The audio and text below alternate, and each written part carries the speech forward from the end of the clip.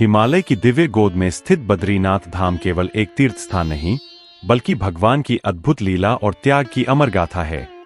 यह कथा दर्शाती है कि कैसे भगवान विष्णु की चतुराई और भगवान शिव की उदारता ने इस पवित्र धाम को जन्म दिया।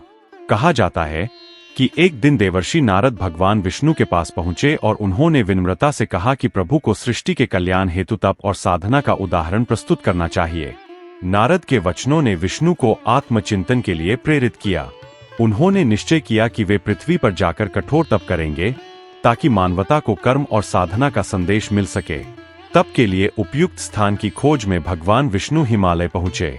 वहां उन्हें एक शांत, पवित्र और दिव्य स्थान दिखाई दिया। छोटा सा घर, चारों ओर बर्फाच्छादित पर्वत और अलौकिक शांति।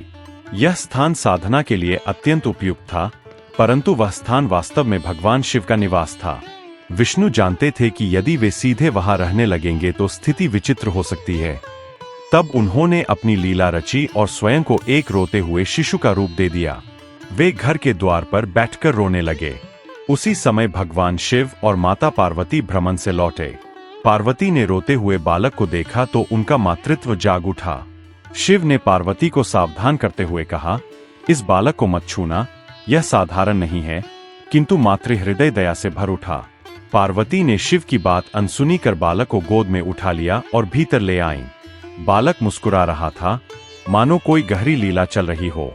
कुछ समय बाद शिव और पार्वती समीप के गर्म जलकुंड में स्नान करने चले गए। जब वे लौटे तो घर का द्वार भीतर से बंद था। शिव मुस्कुराए। वे समझ चुके थे कि यह कोई साधारण घटना नहीं, बल्कि स्वयं नारायण की लीला है। अब शिव के सामने दो विकल्प थे, क्रोध में सब कुछ भस्म कर दें या त्याग का मार्ग अपनाएं। उन्होंने त्याग को चुना। उन्होंने पार्वती से कहा कि अब यह स्थान नारायण का है और वे स्वयं किसी अन्य स्थान की ओर चलेंगे। तब शिव और पार्वती केदारखंड की ओर प्रस्थान कर गए, जो आज केदारनाथ धाम के नाम से प्रसिद्ध है। इसी कारण बद्रीनाथ को विष्णु धाम और केदारनाथ को शिव धाम कहा जाता है। मान्यता है कि बद्रीनाथ की यात्रा तब तक पूर्ण नहीं होती जब तक श्रद्धालु केदारनाथ के दर्शन कर लें, क्योंकि यह कथा त्याग और परस्पर सम्मान की प्रतीक है। यह पावन धाम केवल एक भौगोलिक स्थान नहीं, बल्कि गहन आध्यात्मिक संदेश देता है। संसार में सब कुछ परिवर्तनशील है। ईश्वर भी समय समय पर लीला के माध्यम से हमें त्याग, अनासक्ति और प्रेम का पाठ पढ़ाते हैं। शिव का वहां से चले जाना उनकी हार नहीं, बल्कि उनकी महानता और करुणा का प्रमाण है। वही विष्णु का बाल रूप यह दर्शाता है कि दिव्यता कभी कभी सरलता और मासूमियत के रूप में भी प्रकट होती है। यही कारण है कि बद्रीनाथ धाम आज भी श्रद्धा, भक्ति और त्याग की अमर कहानी के रूप में करोड़ों भक्तों के हृदय में विराजमान है।